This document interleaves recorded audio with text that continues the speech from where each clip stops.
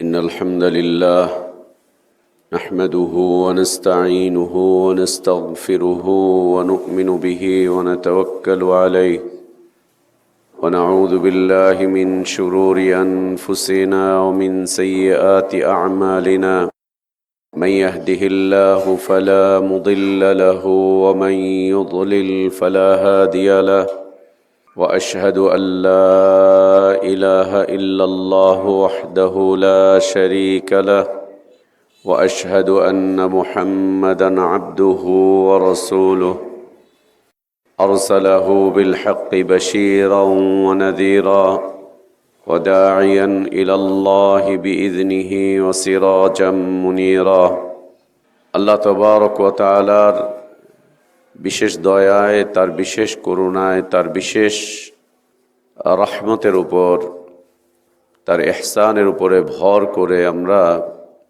আল্লাহর পক্ষ থেকে আসা সর্বশ্রেষ্ঠ, সর্বশেষ, তার পছন্দনীয় দিনটুকু জানতে, বুঝতে এবং মানতে চেষ্টা করছি। সম্মানিত মুসল্লিবৃন্দ, আল্লাহ সুবহানাহু ওয়া তাআলা এই আলামিনকে সৃষ্টি করেছেন। আলামিন মানে হচ্ছে জগৎ সমূহ।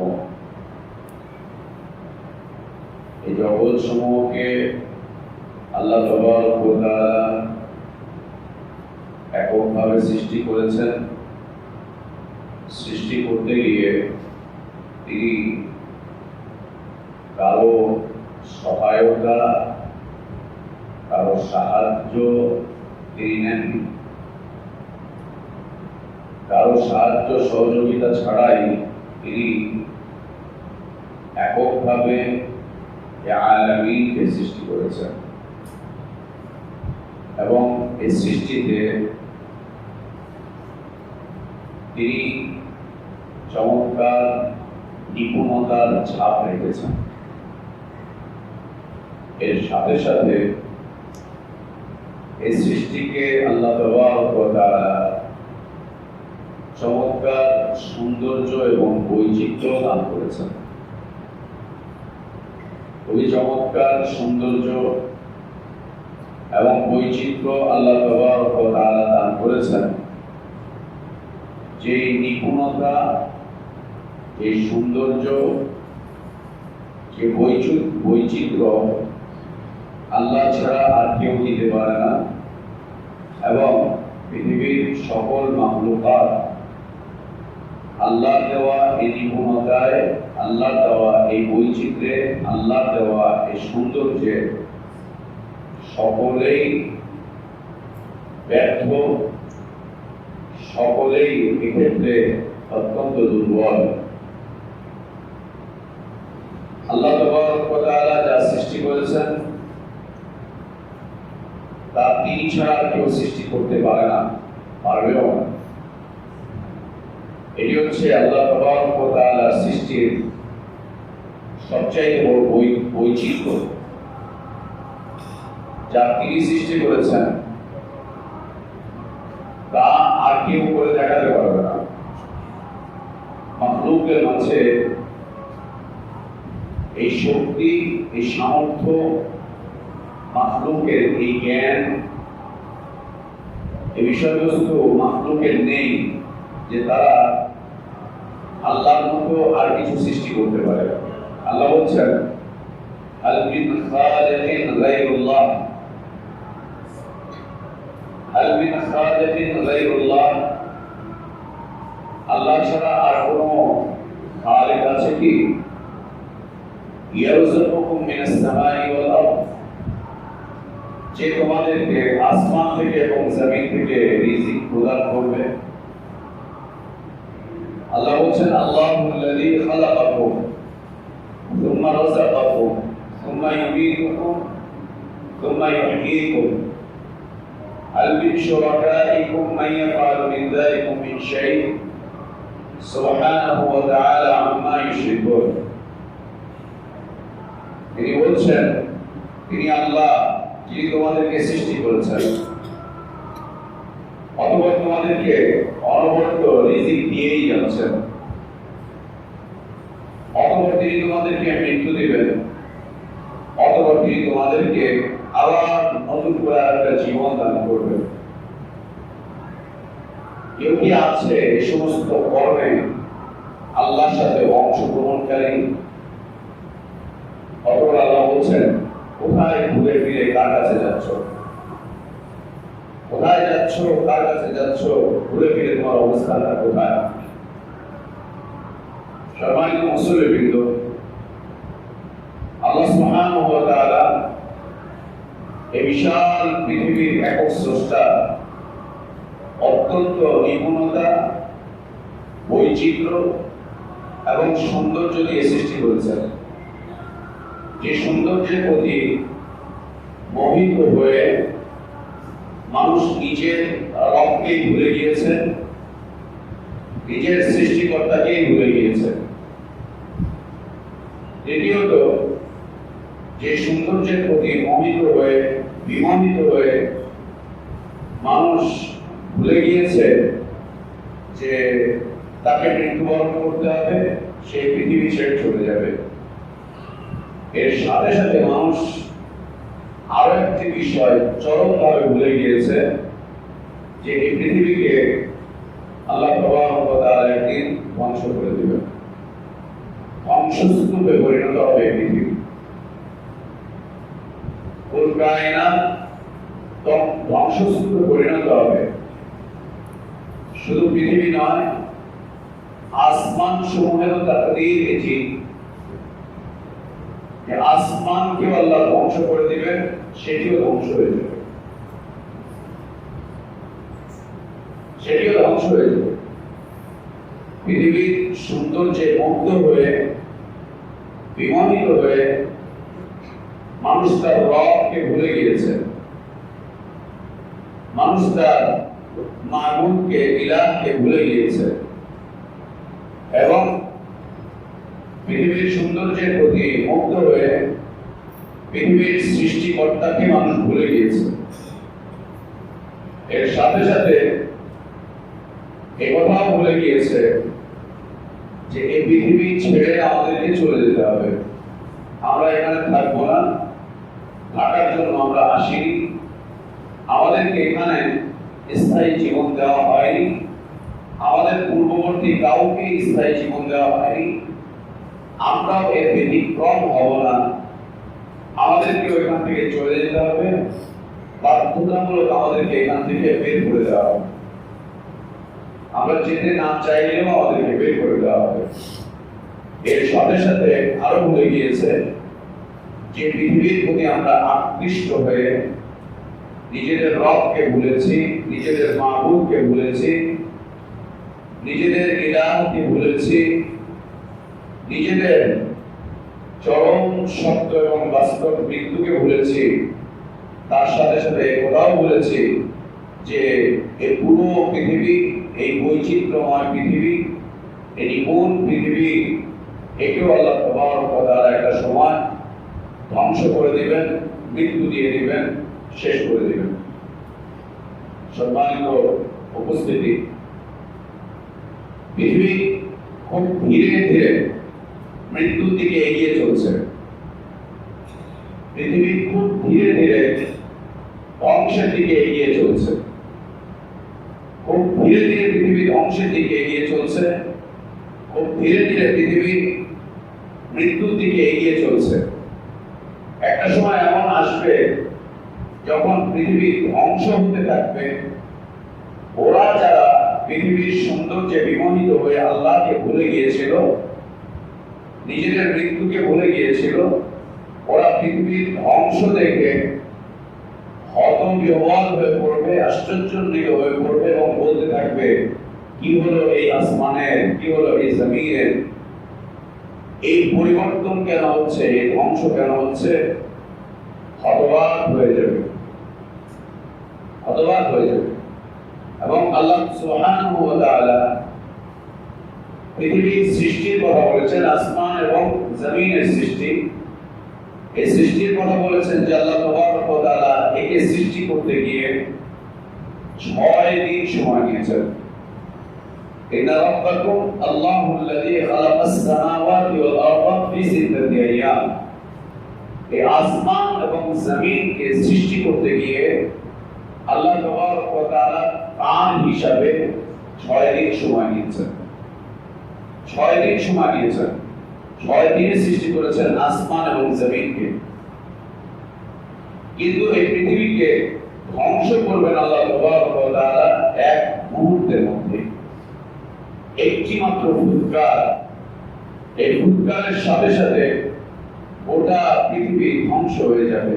পৃথিবী এবং পৃথিবীতে যা কিছু আছে, আকাশ এবং আকাশে যা কিছু আছে, সব কিছু ধ্বংস হয়ে যাবে, শেষ হয়ে যাবে একটা মাত্র ফুৎকারের মাধ্যম দিয়ে।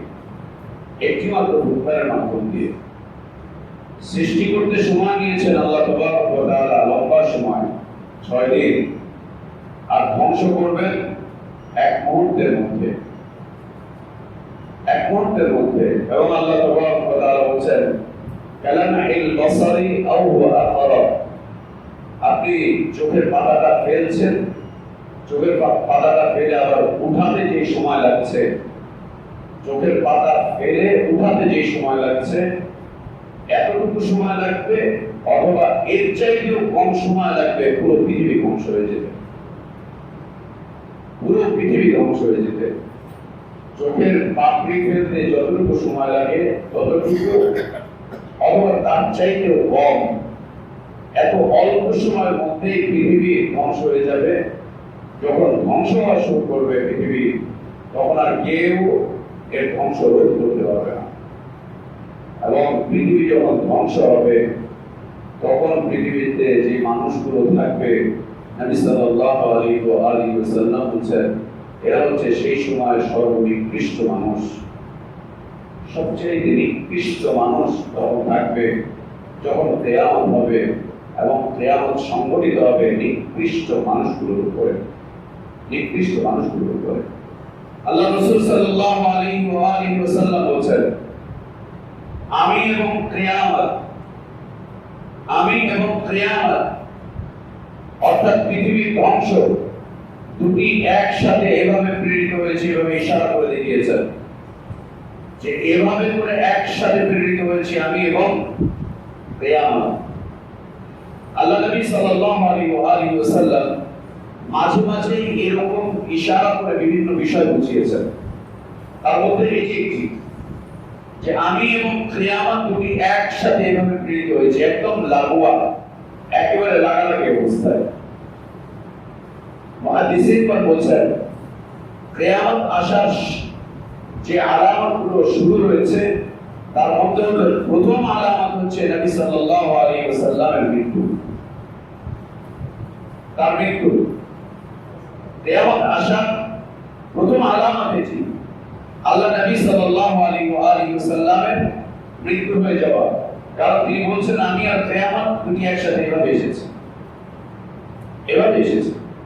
প্রথম আলামত এটি, নবী সাল্লাল্লাহু আলাইহি ওয়াসাল্লামের মৃত্যু। আবার অন্য একটা ক্ষেত্রে নবী সাল্লাল্লাহু আলাইহি ওয়াসাল্লাম বলেন, আমি এবং ইয়েতীমের ভরণ পোষণ দানকারী, আমি এবং ইয়েতীমের ভরণ পোষণ দানকারী, ইয়েতীমের লালন পালনকারী উভয়ে জান্নাতে একসাথে এভাবে থাকবো। এভাবে থাকবো আমি এবং ইয়েতীমের লালন পালনকারী উভয়, আমরা একসাথে এভাবে থাকবো কিয়ামতের দিন জান্নাতে। এভাবে উঠবো, এভাবে উঠবো।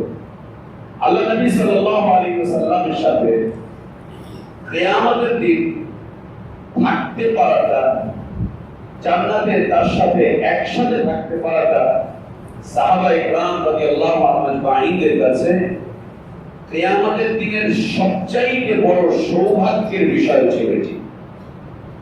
দুনিয়াতে আল্লাহর নবীকে তো পেয়েছি, তার সাথে তো আছি, তার সাথে তো জীবন যাপন করছি। কিয়ামতের দিন আল্লাহর নবীর কাছে থাকতে পারবো কিনা, আর আল্লাহ যদি আমাদেরকে জান্নাত দিয়েও দেন, তো আল্লাহর নবী থাকবেন কোথায় আর আমরা থাকবো কোথায়? এই মর্মে সাহাবীদের চিন্তা ছিল, পেরেশানি ছিল। অতঃপর আল্লাহ তাবারক ওয়া তাআলা আয়াত নাযিল করলেন, যে ব্যক্তি আল্লাহ এবং তার রাসূলের আনুগত্য করবে, তারা কিয়ামতের দিন আম্বিয়া আলাইহিমুস সালাতু ওয়াস সালাম গণের সাথে, সিদ্দিকীনদের সাথে, শুহাদাদের সাথে, সালেহীনদের সাথে একসাথে থাকবে। এই আয়াত যখন নাযিল হলো, সাহাবায়ে কেরাম রাদিয়াল্লাহু আনহুম আজমাইন এত আনন্দিত হয়েছিলেন, এত আনন্দিত হয়েছিলেন, এত আনন্দিত হয়েছিলেন যে তারা তাদের আনন্দের ভাষা বুঝাতে পারাটা তাদের জন্য কষ্টকর হয়ে গিয়েছিল। যে আমরা জান্নাতে আল্লাহর নবীর সাথে একসাথে থাকবো, জান্নাতে আল্লাহর নবীর সাথে একসাথে থাকবো। এই খুব আনন্দের বিষয় ছিল সাহাবীদের কাছে, খুব খুশির বিষয় ছিল এটি, অত্যন্ত খুশির বিষয়। আল্লাহ নবী সাল্লাল্লাহু আলাইহি ওয়াসাল্লামের সাথে জান্নাতে একসাথে থাকতে পারাটা অত্যন্ত মর্যাদার বিষয়বস্তু ছিল। সম্মানিত উপস্থিতি, আজকে জুমার খুতবা, আল্লাহ তাবারক ওয়া তাআলা এই পৃথিবীকে ধ্বংস করে দেবেন। যখন ধ্বংস করে দিবেন এই পৃথিবীকে, পৃথিবী ধ্বংস হয়ে যাবে। ধ্বংস হওয়ার পরে আল্লাহ তাবারক ওয়া তাআলা কিয়ামত সংঘটিত করবেন। ধ্বংসের পরে কিয়ামত হবে। আগে ধ্বংস হবে, তারপরে কিয়ামত হবে। কিয়ামত যখন হবে, তারপরে সবাই উঠবে, একসাথে জমায়েত হবে, হাসর হবে। এই হাসর হওয়ার পরে এরপরে তাদের হিসাব নিকাশ হবে, তারপরে তাদের ফলাফল ঘোষণা করা হবে, তারপরে তাদেরকে আমলনামা দিয়ে দেওয়া হবে, তারপরে যে যার আবাসস্থলে চলে যাবে। এই কিয়ামত যে সংঘটিত হবে, ধীরে ধীরে পৃথিবী কিয়ামতের দিকে এগিয়ে চলছে, এগিয়ে চলছে কিয়ামতের দিকে। কিয়ামত কেউ ঠেকাতে পারবে না, কোনো বিজ্ঞানের ক্ষমতা নেই যে তারা কিয়ামত ঠেকায়, পৃথিবীর ধ্বংস ঠেকায়। পৃথিবী যে ধ্বংস হয়ে যাবে, এই ধ্বংস হওয়ার আগে বেশ কিছু আলামত আল্লাহ নবী সাল্লাল্লাহু আলাইহি ওয়াসাল্লাম জানিয়ে দিয়েছেন। নবী সাল্লাল্লাহু আলাইহি ওয়াসাল্লামকে জিজ্ঞেস করা হয়েছিল যে কিয়ামত কখন হবে, নির্দিষ্ট সময় কখন আসবে যখন কিয়ামত ধ্বংস হবে, পৃথিবী ধ্বংস হয়ে যাবে। নবী সাল্লাল্লাহু আলাইহি ওয়াসাল্লাম বলেছিলেন, এই বিষয়ের জ্ঞান আল্লাহ ছাড়া আর কারো কাছে নেই, আল্লাহ ছাড়া আর কারো কাছে নেই। আল্লাহ নবী সাল্লাল্লাহু আলাইহি ওয়াসাল্লামকে জিজ্ঞাসা করা হয়েছিল।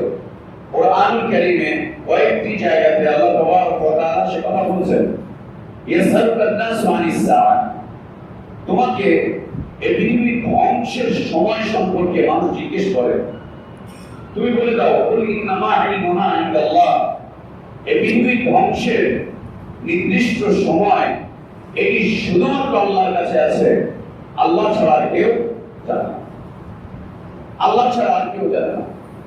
ওমা ইউদরিকা লাআল্লা সাআতা তাকুনু কারিবা, কোন বিষয়টা তোমাদেরকে বোঝাবে বা জানাবে, তোমরা তোমাদেরকে কি বললে তোমরা বুঝবে যে কিয়ামত অতি নিকটবর্তী, একদম কাছে চলে এসেছে। ওমা ইউদরিক, কি বললে তোমরা বুঝবে, কিভাবে বুঝালে তোমরা বুঝবে, লাআল্লা সাআতা তাকুনু কারিবা, কিয়ামত একদম নিকট, একদম কাছে, কিয়ামত একদম কাছে।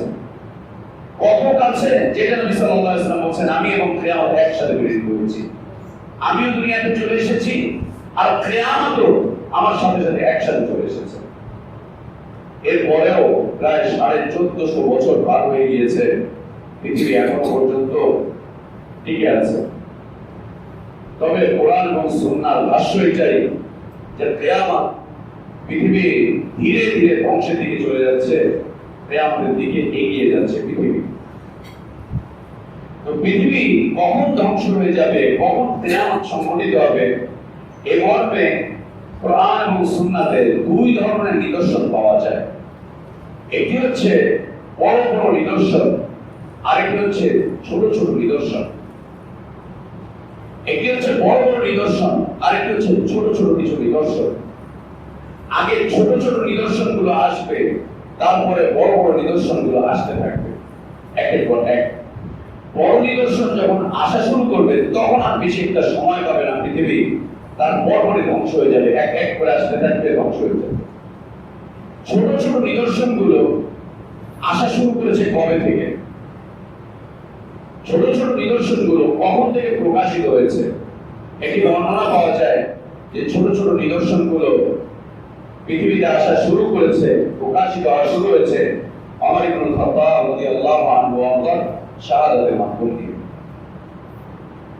তার শাহাদাতের মাধ্যম দিয়ে ছোট ছোট আলামতগুলো সংঘটিত হওয়া শুরু হয়ে গিয়েছে, এবং এগুলো যে কিয়ামতের আলামত, এগুলো মানুষ ভুলেই গিয়েছে যে এগুলো কিয়ামতের আলামত, এগুলো পৃথিবীর ধ্বংসের আলামত, এগুলো সবকিছু শেষ হয়ে যাওয়ার আলামত।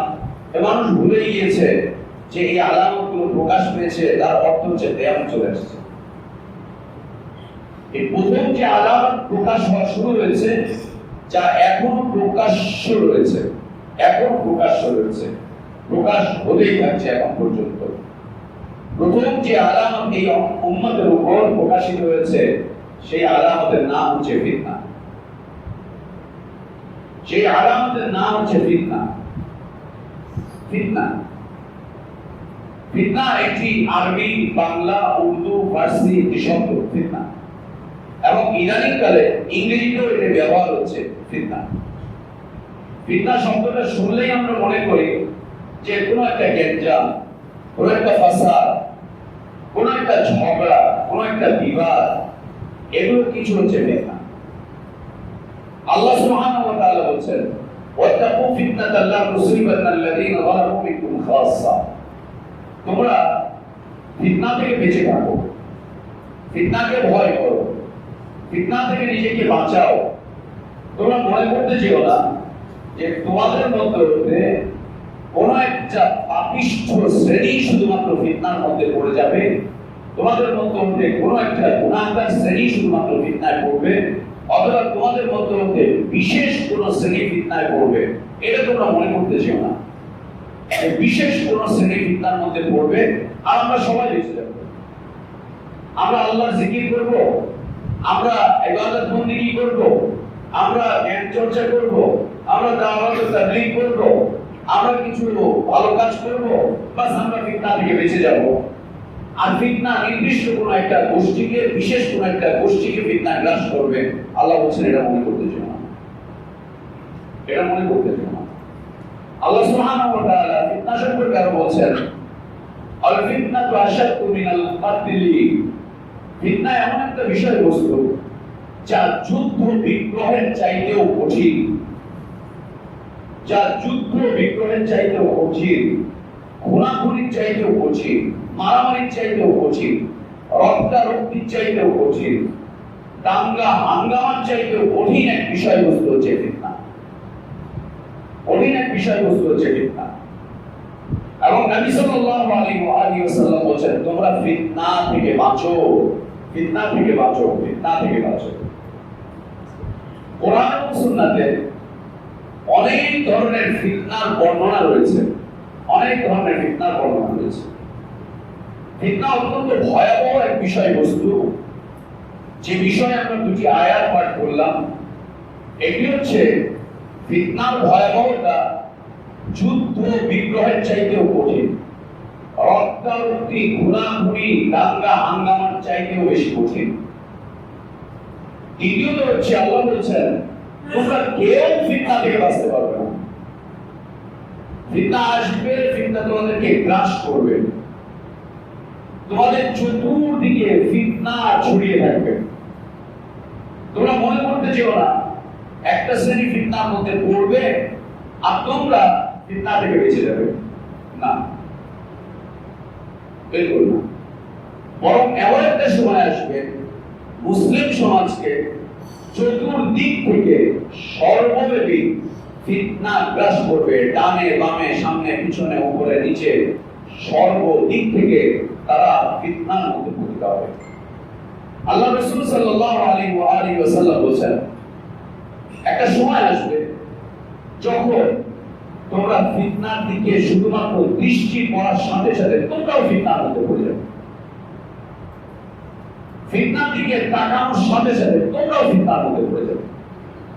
বলেন না, আপনি মসজিদে আছেন, ওই জায়গাটা একটা ফিতনা ফাসাদ চলছে, আপনি এখানে বসে দিকে তাকিয়ে থাকবেন, বাস মুহূর্তের মধ্যে আপনি ওই ফিতনার মধ্যে পড়ে যাবেন। আপনার হৃদয় ওই ফিতনার মধ্যে পড়ে যাবে।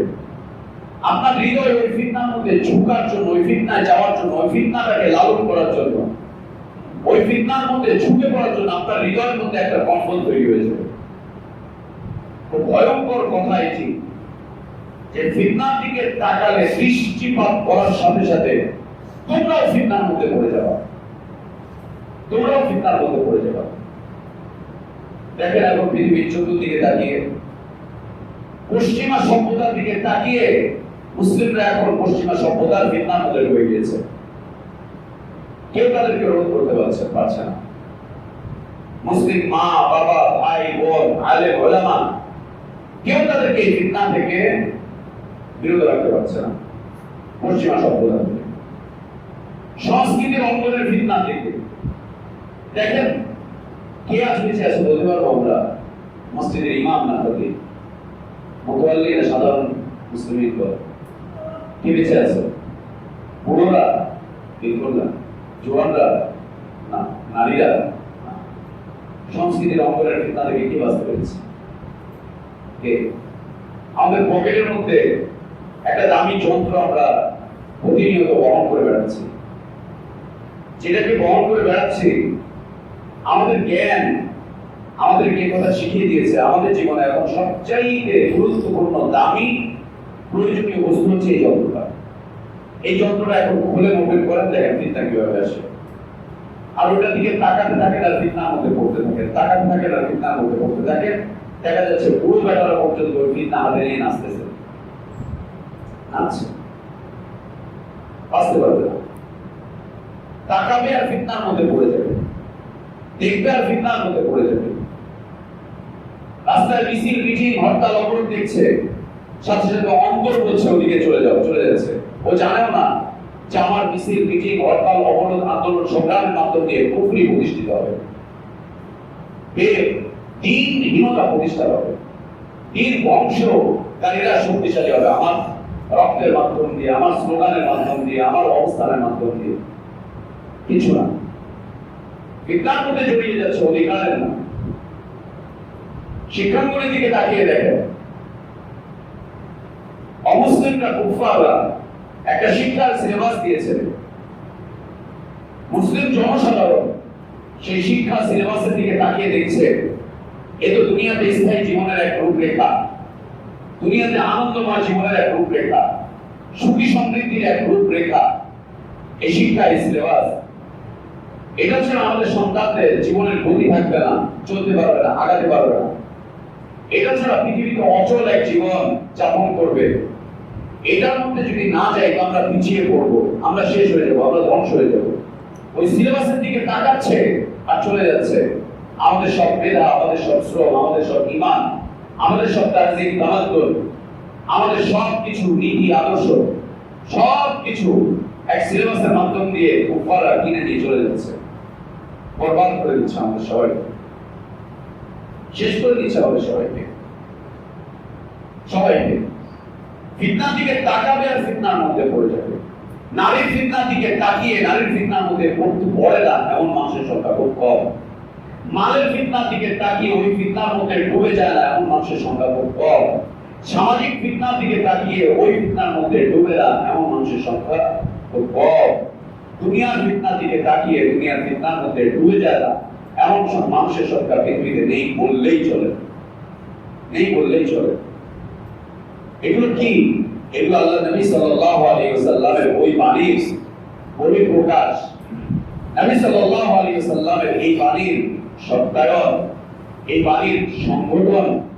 যে ফিতনার দিকে তাকাবে আর ফিতনার মধ্যে পড়ে যাবে, তাকাবে আর ফিতনার মধ্যে পড়ে যাবে, ফিতনার মধ্যে পড়ে যাবে। সম্মানিত উপস্থিতি, আল্লাহ নবী সাল্লাল্লাহু আলাইহি ওয়াসাল্লাম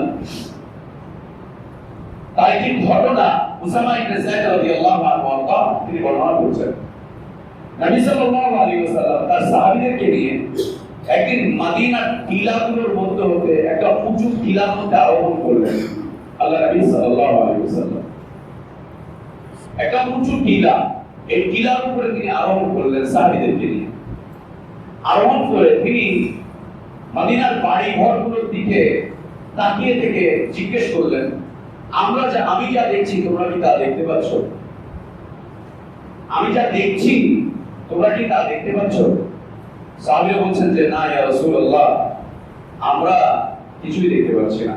আপনি যা দেখছেন তার কিছুই আমরা দেখতে পাচ্ছি না, আমরা দেখতে পাচ্ছি না। আল্লাহ নবী সাল্লাল্লাহু আলাইহি ওয়া আলিহি ওয়াসাল্লাম তিনি বলছেন, আমি দেখতে পাচ্ছি তোমাদের বাড়ি ঘরগুলোর উপরে, তোমাদের বাড়ি ঘরগুলোর উপরে আসমান থেকে মুষলধারে বৃষ্টির মতো ফিতনার বৃষ্টি পতিত হচ্ছে। তাদেরকে বলছেন, আমাদেরকে এই উম্মতের শ্রেষ্ঠ ব্যক্তিদেরকে বলছেন, যাদের সামনে কোরআন নাযিল হচ্ছে, যাদের সামনে আল্লাহর নবী নিজে উপস্থিত, যারা ইসলাম কবুল করে ইসলামের উপরে টিকে থাকার বায়াত নবী সাল্লাল্লাহু আলাইহি ওয়াসাল্লামের কাছে এসে করেছেন। কাদেরকে বলছেন? যাদের ঘটনাবহুল জীবনের সপক্ষে অথবা বিপক্ষে আসমান থেকে ধারাবাহিকভাবে ওহী নাযিল হতো, যাদের জীবনের ঘটনাবহুল বিষয় সম্পর্কে তাদের পক্ষে অথবা তাদের বিপক্ষে আসমান থেকে ধারাবাহিকভাবে ওহী নাযিল হতো, এবং যাদের জীবন যাপনকে কেন্দ্র করে আল্লাহ তাবারক ওয়া তাআলা বলছেন, ওরা যে জীবন যাপন করছে এই জীবনে আমি খুব খুশি, ওরা আমাকে খুশি করে ফেলতে পেরেছে, ওরা আমাকে খুশি করে ফেলেছে। আর শুধু যে আমাকেই খুশি করেছে বিষয়টা এমন নয়, আমি ওদেরকে যে জীবন দান করেছি এই সুন্দর জীবন দেওয়ার কারণে ওরাও আমার উপরে খুশি। আল্লাহু আকবার, আল্লাহু আকবার। তাদের কথা বলছেন যে আমি দেখতে পাচ্ছি তোমাদের এই বাড়ি ঘরগুলোর উপরে আসমান থেকে মুষলধারে বৃষ্টির মতো ফিতনার বৃষ্টি বর্ষিত হচ্ছে, ফিতনার বৃষ্টি বর্ষিত হচ্ছে। একেবারে মুষলধারে টপটপ করে ফিতনা করছে তোমাদের বাড়ি ঘরগুলোর উপরে, মদিনার বাড়ি ঘরগুলোর উপরে, সাহাবীদের বাড়ি ঘরগুলোর উপরে ফিতনা পতিত হচ্ছে। সুবহানাল্লাহ। আল্লাহ নবী সাল্লাল্লাহু আলাইহি ওয়াসাল্লাম তার থেকে মুআবিয়া রাদিয়াল্লাহু আনহু তিনি বর্ণনা করে বলছেন যে নবী সাল্লাল্লাহু আলাইহি ওয়াসাল্লাম বলেছেন, পৃথিবীতে আল্লাহ তাবারক ওয়া তাআলা যা দেওয়ার সব দিয়ে দিয়েছেন, পৃথিবীর বিষয় যা দেওয়ার সব দিয়ে দিয়েছেন, সব চলে এসেছে। এর অর্থ হচ্ছে কোরআন চলে আসা, দ্বীন পরিপূর্ণ হয়ে যাওয়া, দ্বীনের উপরে মানুষগুলো প্রতিষ্ঠিত থাকা। এর বদৌলতে যে বারাকাত, যে রহমত যা দেওয়ার আল্লাহ তাবারক ওয়া তাআলা সব দিয়ে দিয়েছেন। পৃথিবীতে আল্লাহ তাবারক ওয়া তাআলা সব দিয়ে দিয়েছেন, কিছু বাকি নেই। দুটি বিষয় বাকি আছে যা কিয়ামত পর্যন্ত আসতেই থাকবে, আসতেই থাকবে, আসতেই থাকবে। পৃথিবী যা পাওয়া তা পৃথিবী পেয়ে গিয়েছে, তা পৃথিবী পেয়ে গিয়েছে। আজ বিজ্ঞান যে খনিজ সম্পদগুলো উত্তোলন করছে, গবেষণা করে বের করছে, এটা পৃথিবীকে আজকে আল্লাহ আজকে দেন, এটা অনেক আগে দিয়ে রেখেছেন মানিক করা, অনেক আগে দিয়ে রেখেছেন। এই সাগর মহাসাগরগুলোতে বিজ্ঞান যা গবেষণা করে ওইখান থেকে উত্তোলন করার চিন্তা করতেছে, যা দিয়ে পৃথিবী, বিজ্ঞানীরা হচ্ছে পৃথিবী সমৃদ্ধ হবে, জীবনযাপন সহজ হবে, পৃথিবীর মানুষের প্রয়োজন পুরো হবে, অনেক কিছু। এগুলো পৃথিবীতে আল্লাহ তাবারক ওয়া তাআলা অনেক আগেই দিয়ে রেখেছেন। এবং নবী সাল্লাল্লাহু আলাইহি ওয়াসাল্লাম তিনি নিজেই বলছেন, ওয়াইন্নী উতিতুল কানজাইন, আল্লাহ আমাকে পৃথিবীর দুটি চাবি দিয়ে দিয়েছেন। পৃথিবীর খাজানার চাবি আল্লাহ আমাকে দান করেছেন, পৃথিবীর খাজানার চাবি আল্লাহ আমাকে দান করেছেন। আরেকটি বিষয় দিয়েছেন যে আমি আল্লাহর কাছে চলে যাব। পৃথিবীর খাজানার চাবি কি নবী সাল্লাল্লাহু আলাইহি ওয়াসাল্লামকে একবার আল্লাহ তাবারক ওয়া তাআলা দেখিয়ে দিলেন। তিনি বলেন, ফারাআইতুল আরদা মিন মাশারিকিহা ওয়া মাগারিবিহা, একবার এক আলোর বিচ্ছুরণ ঘটলো। ওই আলোর মাধ্যম দিয়ে আল্লাহ তাবারক ওয়া তাআলা নবী সাল্লাল্লাহু আলাইহি ওয়াসাল্লামকে দেখিয়ে দিয়েছেন পশ্চিম থেকে নিয়ে পূর্ব পর্যন্ত পৃথিবীর মধ্যে কি কি সম্পদ আছে সব আল্লাহ তাবারক ওয়া তাআলা তাকে দেখিয়ে দিয়েছেন, কি কি আছে এই পৃথিবীতে। কি কি আছে আজ বিজ্ঞান খুঁজে বের করছে। আল্লাহ তাবারক ওয়া তাআলা নবী সাল্লাল্লাহু আলাইহি সাল্লামকে সেই যুগে দেখিয়ে দিয়েছেন, সেই যুগে দেখিয়ে দিয়েছেন যে এই পৃথিবী কি বহন করেছে, পৃথিবীতে কি আছে, এবং কিয়ামতের আগে আগে পৃথিবী তার বুকের মধ্যে, তার পেটের মধ্যে যা লালন করছে সব উদ্ধারণ করা হবে, সব উদ্গত হয়ে যাবে, সব বের হয়ে যাবে। তাও নবী সাল্লাল্লাহু আলাইহি সাল্লাম বলেছেন। তো নবী সাল্লাল্লাহু আলাইহি সাল্লাম বলেছেন, আল্লাহ আমাকে দেখিয়েছেন পূর্ব থেকে নিয়ে পশ্চিম পর্যন্ত পৃথিবীর এই পেটের মধ্যে পৃথিবীতে কি কি আছে, পৃথিবীতে যা যা দেওয়ার আল্লাহ তাবারক ওয়া তাআলা সব দিয়ে দিয়েছেন। দুটি জিনিস চলমান আছে, আসতেই থাকবে,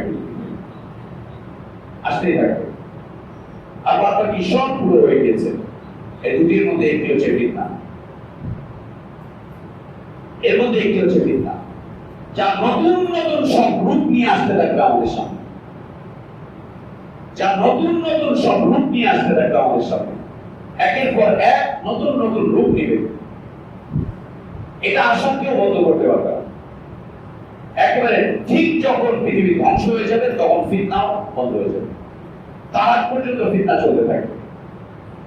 দ্বিতীয় একটি বিষয় হচ্ছে সমস্যা, মানুষের জীবনের সমস্যা। এতদিন আওয়ামী লীগ সরকার সমস্যা ছিল, এখন বর্তমান সরকার সমস্যার কারণ। এটাও চলে যাবে, আরেক সরকার আসবে, তখন আরেক সমস্যার কারণ দাঁড়াবে, আরেকটা সমস্যার কারণ হয়ে দাঁড়াবে। এই দুনিয়া সুখের জায়গা না, শান্তির জায়গা না, সমৃদ্ধির জায়গা না, স্থায়ী বসবাসের জায়গা না, এগুলো কিছু না। এই দুনিয়ার জন্য কোন আন্দোলন সংগ্রাম ইসলাম বৈধতা দেয়। দুনিয়ার জন্য কোন আন্দোলন, দুনিয়ার জন্য কোন সংগ্রাম, এর বৈধতা ইসলাম দেয়। আন্দোলন সংগ্রাম যুদ্ধ বিগ্রহ সব হচ্ছে, সব হবে, মুসলিমরা সব করবে আখিরাতের জীবনের জন্য। লড়াই করবে, মারামারি করবে, কাটাকাটি করবে, রক্ত দিবে, জান দিবে, মাল দিবে, পৃথিবীর এ প্রান্ত থেকে নিয়ে সে প্রান্ত পর্যন্ত দৌড়ে বেড়াবে, দাবড়ে বেড়াবে মুসলিমগণ আখিরাতের জীবনের জন্য, দুনিয়া জীবনের জন্য, দুনিয়া জীবনের জন্য।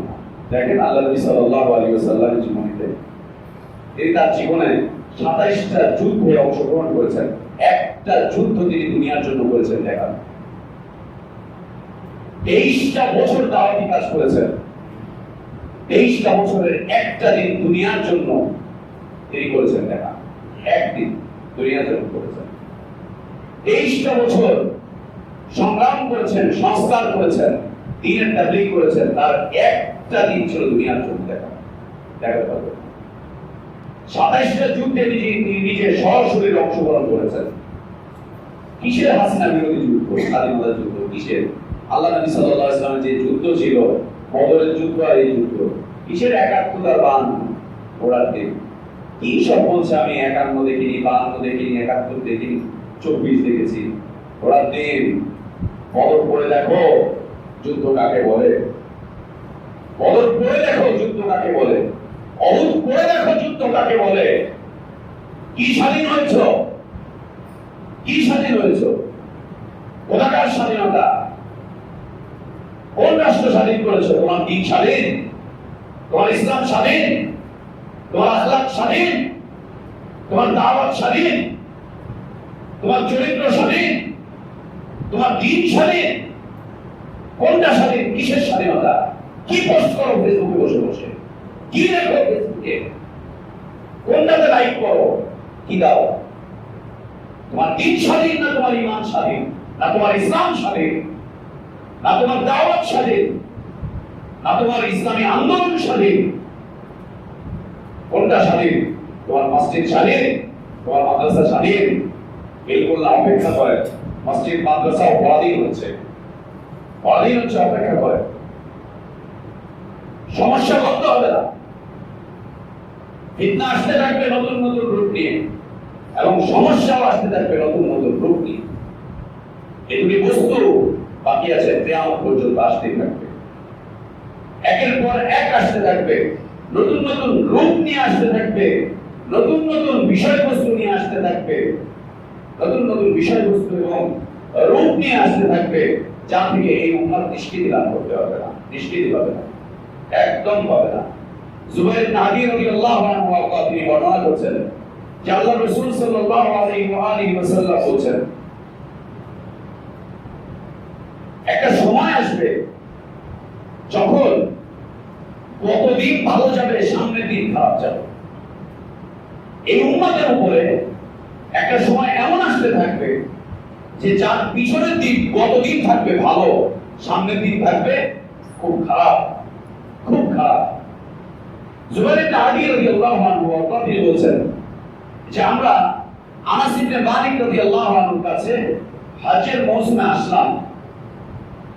এসে আনাস বিন মালিক রাদিয়াল্লাহু আনহুর কাছে একটা বিষয় অভিযোগ করলাম যে আনাস, এই হজের এই মৌসুমে, হজের এই ময়দানে আমরা হাজিদের দ্বারা খুব কষ্ট পাই, তারা আমাদেরকে খুব কষ্ট দেয়, হাজিরা আমাদেরকে খুব কষ্ট দেয়। সুবহানাল্লাহ। আপনারা যারা হজে যাবেন এই দুইটা কথা কমন শুনবেন।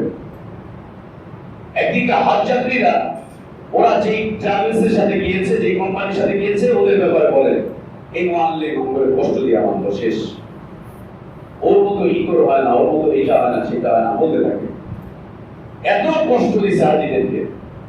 আবার এই কোম্পানির মালিকদেরকে শুনবে, জিজ্ঞেস করতে বলবে যে এই হাজিগুলো আমাদের কষ্ট দিয়ে শেষ করছে, এদের কোনো কিছু দিয়ে এদের শান্ত রাখতে পারি না, এদের শান্ত করতে পারি না, এদের খুশি করা যায় না কোনো কিছু দিয়ে। এটা আজকে ঘটনা না, এটা সেই সাহাবীদের যুগের আমল থেকে ঘটনা। তবে তাদের যুগে হজের কোনো ব্যবসা ছিল না, এই যুগে উলামাগণ হজের ব্যবসা করছে। সাহাবীদের যুগে হজের কোনো ব্যবসা ছিল না, কারণ হজটা ছিল খিদমত, হজটা ছিল দ্বীনি বিষয়বস্তু। আর এখন হজ হয়ে গিয়েছে ব্যবসার পণ্য, ব্যবসার বিষয়বস্তু। উলামাগণ হজ ব্যবসা করছে। জিজ্ঞেস করলে বলে কি করেন? বিজনেস করি। কিসের? হজের বিজনেস করি। আল্লাহু আকবার। ইবাদতের বিজনেস হয়, ইবাদতের ব্যবসা হয়, এটা হয়। ইবাদত যখন ব্যবসার পণ্যে পরিণত হয়, মানুষ তখন সেই ইবাদত থেকে মুখ ফিরিয়ে নেয়। সেই ইবাদত সম্পর্কে মানুষ তখন নানান কথাবার্তা বলতে থাকে। মানুষ তখন সেই ইবাদতের ব্যাপারে তাদের একটা ঘৃণা চলে আসে, বিতশ্রদ্ধা চলে আসে, তারপরে বাধ্য হয় করতে। তো তিনি বলছেন যে আনাস রাদিয়াল্লাহু আনহুর কাছে এসে আমরা বললাম এই কথা যে এরা আমাদেরকে খুব কষ্ট দিচ্ছে।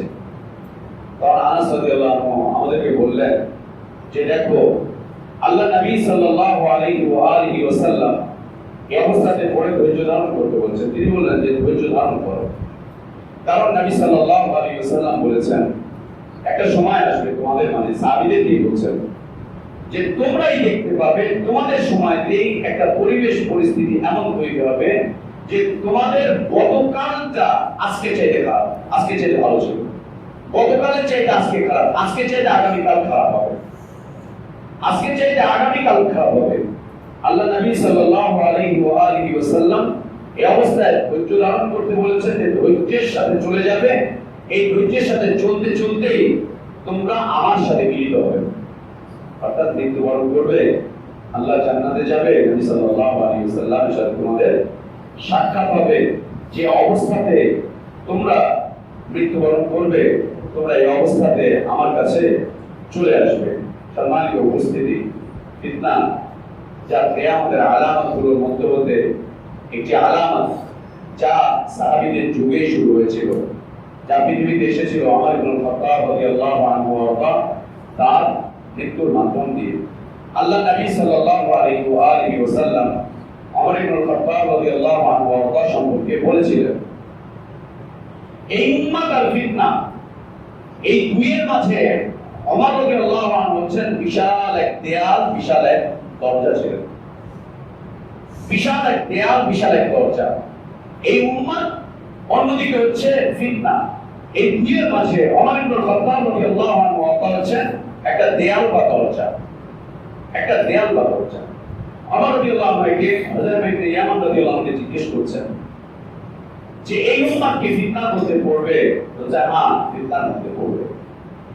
এই উম্মতের ফিতনা সম্পর্কে আল্লাহ নবী সাল্লাল্লাহু আলাইহি ওয়াসাল্লাম আমার ব্যাপারে কিছু বলেছেন? বলছে হ্যাঁ, বলেছেন আপনার ব্যাপারে। কি সেটা? যে আপনি এই উম্মাত আর ফিতনার মাঝে আপনি হচ্ছেন দরজা, আপনি হচ্ছেন দেয়াল, আপনি হচ্ছেন দরজা, আপনি হচ্ছেন দেয়াল। আমার জিজ্ঞেস করে ফেললেন যে এই দেয়াল কি খুলে দেওয়া হবে না ভেঙে ফেলা হবে? এই দেয়াল কি ভেঙে ফেলা হবে না খুলে দেওয়া হবে? বলছেন না, এই দেয়াল খোলা হবে না, বরং এই দেয়ালকে ভেঙে দেওয়া হবে। এই দেয়ালকে ভেঙে দিবে, ভেঙে দিবে।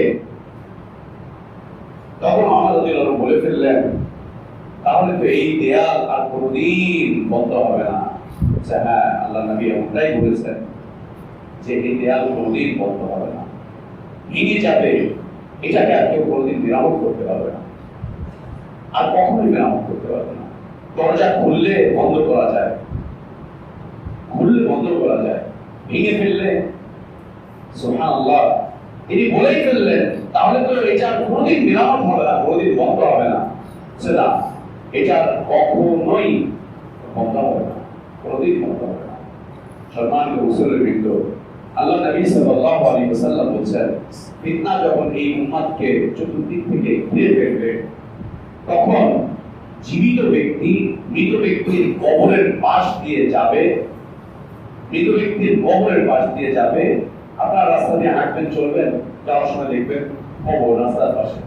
আমরা এই আসার সময় রাস্তার ডানে বামে অনেক কবর, বাড়ির সামনে কবর, এভাবে করে যেখানে সেখানে কবর দেওয়া এটা ইসলাম বিরোধী, এটা উচিত না, এটা সুন্নাহ বিরোধী, এটা ইসলামী নীতির বিরোধী, এটা ঠিক না। যখন তখন মনে চাইলো আবেগের বশবর্তী হয়ে মায়ের কবরটা উঠানের মধ্যে, বাপের কবরটা উঠানের মধ্যে দিয়ে দেওয়া, এটা সুন্নাহ বিরোধী, এটা ঠিক না, এটা উচিত না। আর যদি কেউ এটা করেও ফেলে না জেনে না বুঝে, যথাসম্ভব এটাকে উঠে আম কবরস্থানে দাফন করে দেবে, উঠিয়ে একটা কবরস্থানের মধ্যে নিয়ে সেখানে দাফন করে দেবে, এটা ইসলামের বিধান।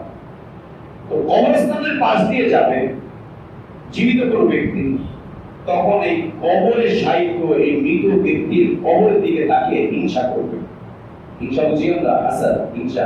হিংসা মানে হচ্ছে তুমি যেটা পেয়েছো ওইটা তোমার পাওয়ার কোনো অধিকার নেই, ওইটা আমাকে দিতে হবে, আমি দিব, আমি পাওয়ার অধিকারী। যদি আমি না পাই তাহলে এটা তৃতীয় কোনো ব্যক্তি পাবে, তুমি যেন না হও। একে বলা হয় হিংসা, একে বলা হয় হিংসা, হাসাদ। এ খুব কঠিন। তুমি যেটা পেয়েছো এইটা পাওয়ার যোগ্যতা তোমার নেই, এইটার যোগ্য অধিকারী হচ্ছে আমি। আমি যদি না পাই তো এটা তুমিও না পাও, তৃতীয় কোনো ব্যক্তি বা প্রথম এটা ধ্বংস হয়ে যাক, শেষ হয়ে যাক, তবুও তুমি যেন না পাও। একে কি বলে? হিংসা, হাসাদ। এটা হাসাদ বলে।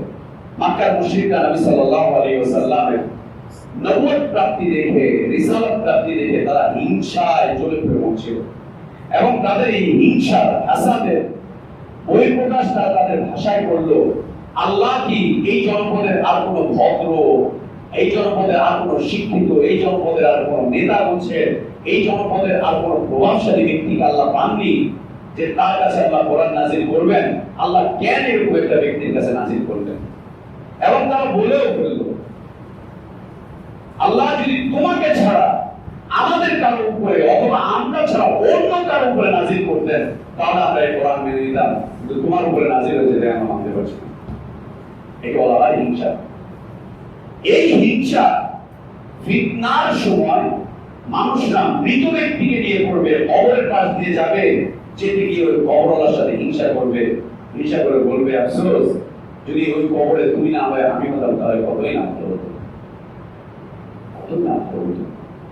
মানুষ মরতে চায় না, কিন্তু যখন ফিতনায় পড়ে তখন সে মৃত্যু কামনা করে কবরের দিকে তাকিয়ে বলবে যে আফসোস যদি এটা না হয়ে ওইটা হতো তাহলে আমাদের জন্য কতই না ভালো হতো। সম্মানিত উপস্থিতি, যখন মানুষ ফিতনায় পড়বে তখন আল্লাহ নবী সাল্লাল্লাহু আলাইহি ওয়াসাল্লাম বলেন সে তার দ্বীনকে ভুলে যাবে, ঈমানকে ভুলে যাবে, তার চরিত্র ভুলে যাবে, তার শিক্ষা ভুলে যাবে, তার দীক্ষা ভুলে যাবে, তার নীতি ভুলে যাবে, সে তার আদর্শ ভুলে যাবে, সে তার জীবনের গতি ভুলে যাবে, সে নিজেকেই অপরিচিত মনে হবে তার কাছে যে সে কে, সে কি।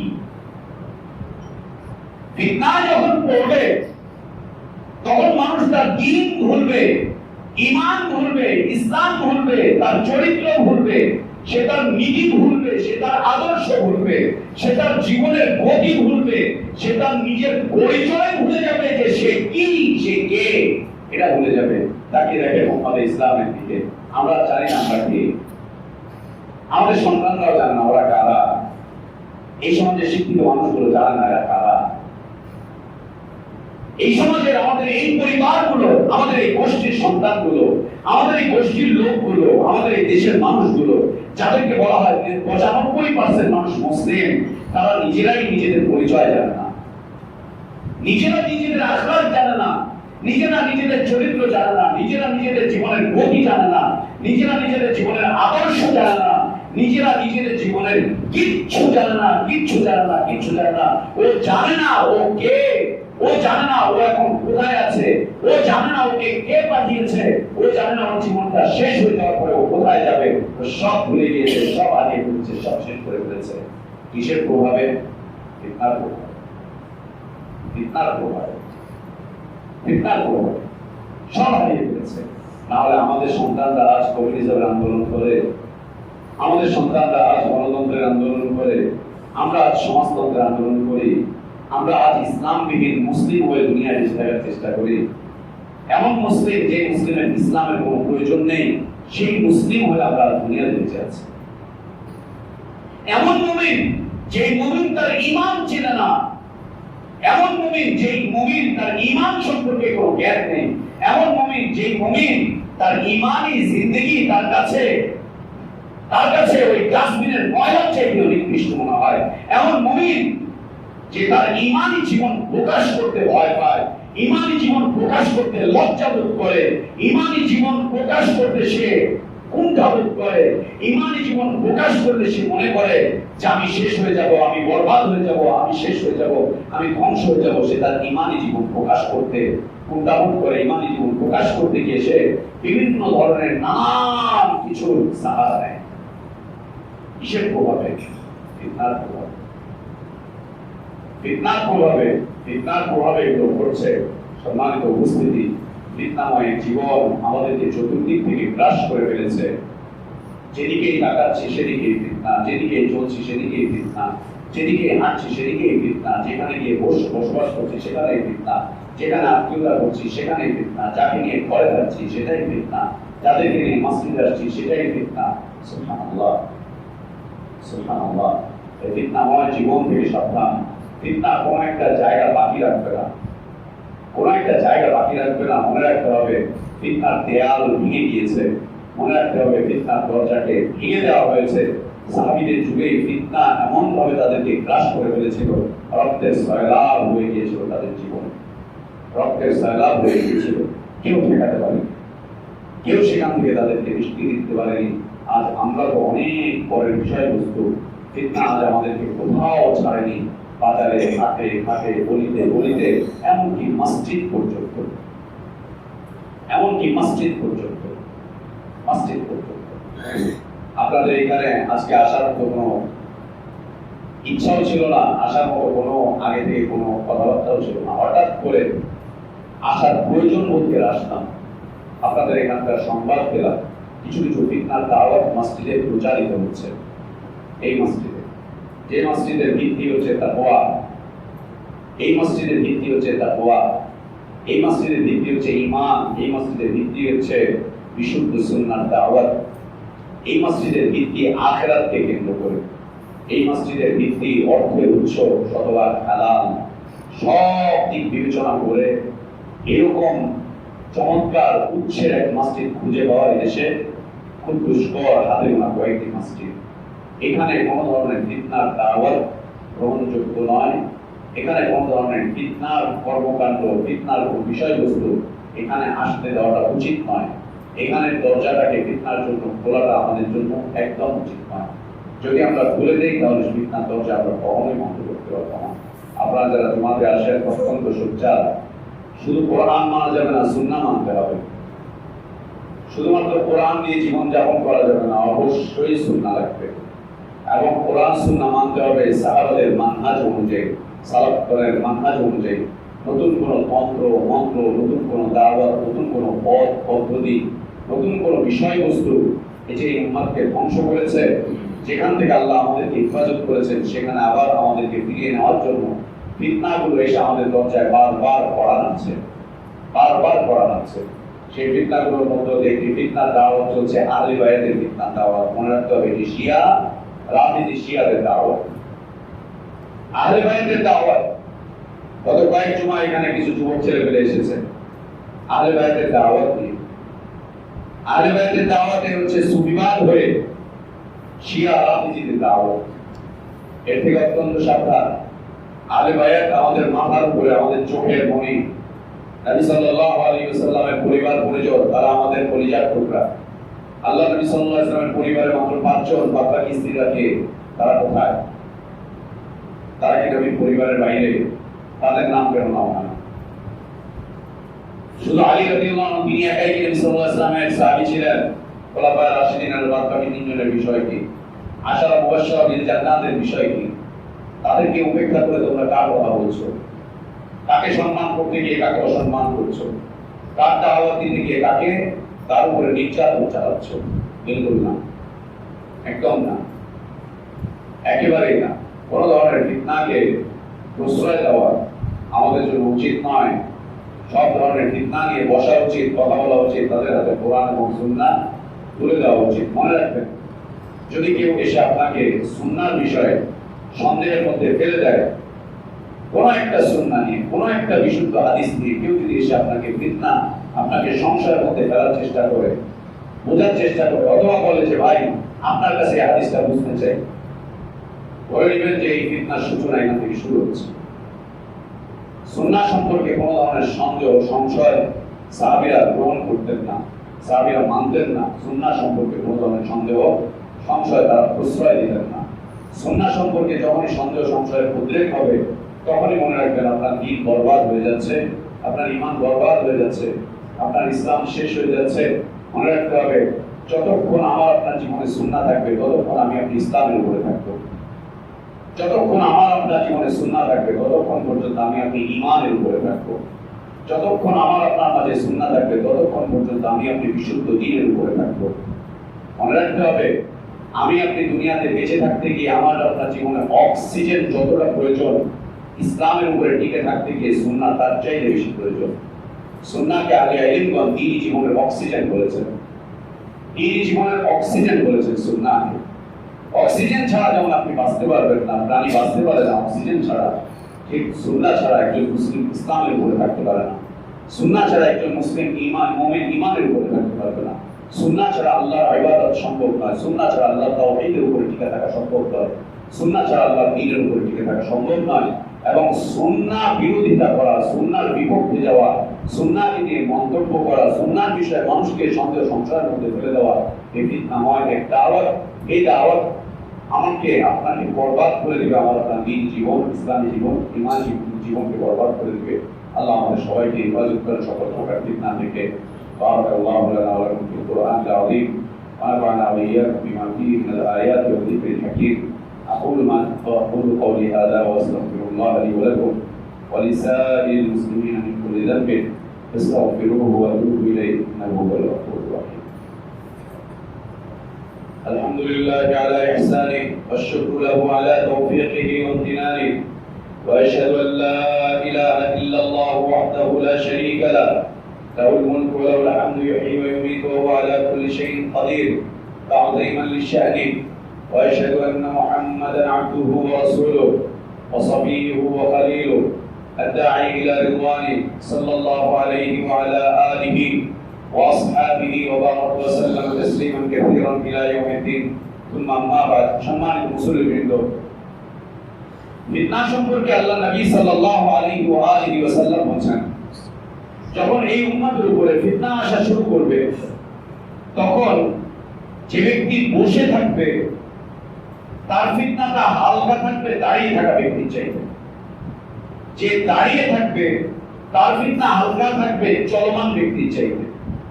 যে ব্যক্তি সাধারণভাবে চলতে থাকবে তার ফিতনা হালকা থাকবে দৌড়ানো ব্যক্তির চাইতে।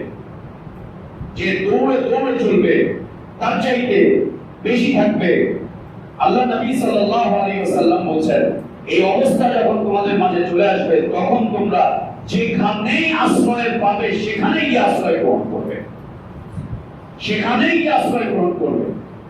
অর্থাৎ দ্বীন, অর্থাৎ সুন্নাহ, অর্থাৎ দ্বীনি মানহাজ, দ্বীনি হালাকা, দ্বীনি দার্স তাদরিস। নবী সাল্লাল্লাহু আলাইহি ওয়াসাল্লামের হাদিস আবার বুঝি, সহিহ বুখারীর হাদিস। নবী সাল্লাল্লাহু আলাইহি ওয়াসাল্লাম বলেন, যখন ফিতনা এর পর এক আসতে থাকবে, একজন মানুষ যখন বসে থাকবে তার ফিতনা হালকা হবে দাঁড়িয়ে থাকা ব্যক্তির চাইতে, দাঁড়িয়ে থাকা ব্যক্তির চাইতে হালকা হবে, দাঁড়িয়ে থাকা ব্যক্তির ফিতনা হালকা হবে চলমান ব্যক্তির চাইতে, চলমান ব্যক্তির ফিতনা হালকা হবে দৌড়ানো ব্যক্তির চাইতে। অর্থাৎ জাহিলিয়াত থেকে যে ব্যক্তি নিজের ঘরে বসে আছে, ও বাইরে যে দাঁড়িয়ে আছে রোডের মাথায়, বাজারে, হাটে ঘাটে, টং দোকানে, আড্ডা খানায়, ওদের চাইতে ঘরে বসে থাকা মানুষটার ফিতনা দেখবেছিলেন। আপনি ঘরে আছেন, রাষ্ট্রে অনেক আন্দোলন সংগ্রাম হ্যান ত্যান হাবিজাবি সব চলছে, ঘরে বসে থাকেন, যারা রাস্তায় দাঁড়িয়ে দাঁড়িয়ে তামাশা দেখছে তাদের চাইতে আপনি ভালো আছেন, তাদের চাইতে আপনি ভালো আছেন। আর যদি কেউ রাস্তায় বের হয়ে যায়, যারা ওই রাস্তায় হাঁটছে বাতিলের পথে, ওর চাইতে যারা দাঁড়িয়ে আছে তারা অন্তত কিছুটা বাঁচতে পারবে, যারা ওই পথে চলা শুরু করেছে। আর যারা ওই পথে চেষ্টার পর চেষ্টা করছে, সে ও ধ্বংস হয়ে যাবে, ও বরবাদ হয়ে যাবে, ও শেষ হয়ে যাবে। নবী সাল্লাল্লাহু আলাইহি ওয়াসাল্লাম বলেন, এই অবস্থায় তোমরা যেখানেই আশ্রয় পাবে সেখানেই গিয়ে তোমরা আশ্রয় নিবে, সেখানেই গিয়ে আশ্রয় নিয়ে নেবে। আব্দুল্লাহ ইবনে মাসউদ রাদিয়াল্লাহু আনহু থেকে বর্ণিত, আল্লাহ নবী সাল্লাল্লাহু আলাইহি ওয়াসাল্লাম বলেন, তোমাদের পরে আসবে সবর করার দিন। সাহাবীদের জীবনটা চলে যাবে, তাদের পরে আসবে হচ্ছে সবর করার দিন। ঈমানের উপরে সবর, ইসলামের উপরে সবর, দ্বীনের উপরে সবর, বিশুদ্ধ মানহাজের উপরে সবর, সহিহ দাওয়াতের উপরে সবর, নবী সাল্লাল্লাহু আলাইহি ওয়াসাল্লামের রেখে যাওয়া এই তরিকার উপরে সবর। নবী সাল্লাল্লাহু আলাইহি ওয়াসাল্লাম বলেন, তোমাদের পরে আসবে সবর করার দিন। আল্লাহ থেকে কিছু পেতে চাও তো সবর করো, কিছু অর্জন করতে চাও তো সবর করো, কিছু পেতে চাও তো সবর করো। তোমাদের পরে আসবে সবর করার দিন, সবর করার দিন আসবে। এবং আল্লাহ নবী সাল্লাল্লাহু আলাইহি ওয়াসাল্লাম তারপরে বলেন, এই সবর করার দিনে যে ব্যক্তি ধৈর্যের সাথে আমার সুন্নাতের উপরে টিকে থাকবে, সে 50 জন সাহাবীর সমপরিমাণ সওয়াব লাভ করবে, সে 50 জনের সমপরিমাণ সওয়াব লাভ করবে। সবরের সাথে যে ব্যক্তি সুন্নাহর উপরে টিকে থাকবে, সে ব্যক্তি 50 জনের সমপরিমাণ সওয়াব লাভ করবে। সাহাবী জিজ্ঞেস করলেন, ইয়া রাসূলুল্লাহ, 50 জনের সমপরিমাণ সওয়াব কি সেই সময়ের মানুষের মতো? ধরে নেন আপনি আব্দুল্লাহ, আপনি সবর করে সুন্নাহ মেনে চলছেন, আপনাকে আল্লাহ তাবারক ওয়া তাআলা আরো 50 জন সুন্নাহ মাননেওয়ালার সমপরিমাণ সওয়াব দান করবেন। একজন সুন্নাহ মানবে তো 50 জন সমপরিমাণ সওয়াব পাবে, 50 গুণ বেশি পাবে। সাহাবী জিজ্ঞেস করলেন যে এই 50 জনের সমপরিমাণ সওয়াব পাবে, এটা কি তাদের সময়কার না আমাদের সময়কার? আল্লাহ নবী সাল্লাল্লাহু আলাইহি ওয়াসাল্লাম বলেছেন যে না, তাদের সময়কার না, বরং তোমাদের সময়কার 50 জনের সমপরিমাণ সওয়াব লাভ করবে তারা। অর্থাৎ এই ফিতনার যুগে আপনি আমি একটা সুন্নাহ যদি জিন্দা করতে পারি, একটা সুন্নাহর উপর যদি সবর করে এক এক করে চলে যেতে পারি, 50 জন সাহাবী যে সওয়াব পেয়েছেন আল্লাহ তাবারক ওয়া তাআলা আমাকে আপনাকে সেই সওয়াব দান করবে, সেটি আমরা লাভ করব। কিভাবে সেটা, কি কারণ সেটা? সাহাবীরা তাদের জীবদ্দশাতে নবী সাল্লাল্লাহু আলাইহি ওয়াসাল্লামকে পেয়েছেন, কোরআন পেয়েছেন, জিবরিলের আশা দেখেছেন, ওহী নাযিল দেখেছেন। তাদের সব কিছু অন্যায় অপরাধে সব কিছু ব্যাপারে এক এক করে আসমান থেকে ওহী নাযিল হচ্ছে, তাদেরকে সংশোধন করা হচ্ছে। আমাদের জন্য এই রাস্তাগুলো সব বন্ধ, এই রাস্তাগুলো সব বন্ধ। বরং আমরা আমাদের দ্বীনি বিষয় জানতে গেলে যখন যাচ্ছি আলেম ওলামাদের কাছে, তখন তারা তাদের তরিকা অনুযায়ী, মত অনুযায়ী আমাদেরকে ফয়সালা দিয়ে আমাদেরকে আরো বিভ্রান্ত করছে, আমাদেরকে আরো প্রতারিত করছে। দ্বিতীয়ত নবী সাল্লাল্লাহু আলাইহি ওয়াসাল্লাম যখন মারা গেলেন, তখন সাহাবীদের মধ্যে খোলাফায়ে রাশিদিন ছিলেন, তারা চলে গেলেন। সাহাবীদের মধ্যে উলামাগণ ছিলেন, আব্দুল্লাহ ইবনে ওমর, আব্দুল্লাহ ইবনে আব্বাস, আব্দুল্লাহ ইবনে মাসউদ, উলামাগণ যাদেরকে সরাসরি আল্লাহ নবী সাল্লাল্লাহু আলাইহি ওয়াসাল্লাম নিজের তত্ত্বাবধান করে বড় করে তুলেছেন, তারা বেঁচে ছিলেন। আজ আমাদের মাঝে তারা কেউ নেই। আল্লাহ নবী আছেন, আল্লাহ নবীর সাহাবীরা আছেন, খোলাফায়ে রাশিদিন আছেন, না তাবিঈনগণ আছেন, না আতবাউ তাবিঈনগণ আছেন, না আমাদের কাছে বিশুদ্ধ মানহাজে সেই সময় কোনো মুহাদ্দিসিনগণ আছেন। কেউ নেই। আছে দুটি বিষয় আমাদের কাছে, একটি হচ্ছে ফিতনা আর একটি হচ্ছে সমস্যা। এই ফিতনার সমস্যার সময় আমরা যদি সুন্নাহ মেনে চলতে পারি, আল্লাহ তাবারক ওয়া তাআলা আমাদেরকে 50 জন সাহাবীর সমপরিমাণ সওয়াব দান করবেন। আল্লাহর কাছে আমাদের দোয়া, আল্লাহ আমাদেরকে ফিতনাময় এই জীবন থেকে হেফাজত করেন, সুন্নাহর উপরে ভিত্তি করে আল্লাহ আমাদের জীবনকে উদযাপন করার তৌফিক দান করেন। আল্লাহুম্মা আসলিহ লানা দীনানা আল্লাযী হুয়া ইসমাতু আমরিনা ওয়াসলিহ লানা দুনিয়ানা আল্লাতী ফীহা মাআশুনা واصلح لنا آخرتنا التي إليها معادنا واجعل الحياة زيادة لنا في كل خير والموت راحة لنا من كل شر. اللهم اقسم لنا من خشيتك ما تحول به بيننا وبين معاصيك ومن طاعتك ما تبلغنا به جنتك ومن اليقين ما تهون به علينا مصائب الدنيا. متعنا اللهم بأسماعنا وأبصارنا وقواتنا أبدا ما أبقيتنا واجعله الوارث منا واجعل ثأرنا على من ظلمنا وانصرنا على من عادانا. اللهم لا تجعل مصيبتنا في ديننا، اللهم لا تجعل مصيبتنا في ديننا ولا تجعل الدنيا أكبر همنا ولا مبلغ علمنا ولا إلى النار مصيرنا. اللهم لا تسلط علينا بذنوبنا من لا يخافك فينا ولا يرحمنا. ربنا آتنا في الدنيا حسنة وفي الآخرة حسنة وقنا عذاب النار.